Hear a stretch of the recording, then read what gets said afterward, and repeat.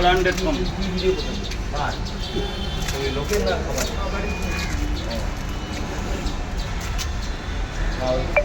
ওদের করছিল তাই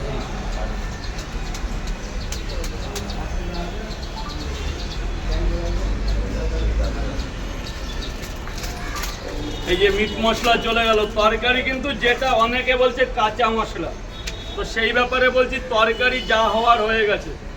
এটা যেহেতু আমি গুমা অনেকটা দূর থেকে করে নিয়ে আসি, তরকারিটার ইমিউনিটি পাওয়ারটা যাতে থাকে, এই জন্যই মশলাটা মেশানো। অনেকে বলছে কাঁচা মশলা, অনেকে বলছে কিনে আনা। দাদা তোমার বাড়িটা কোথায়? আমার বাড়ি উত্তর 24 পরগনার গুমা বলে জায়গা আছে, ওইখানে। ঘুমা? গুমা ধোয়া উঠছে ঘুমা না?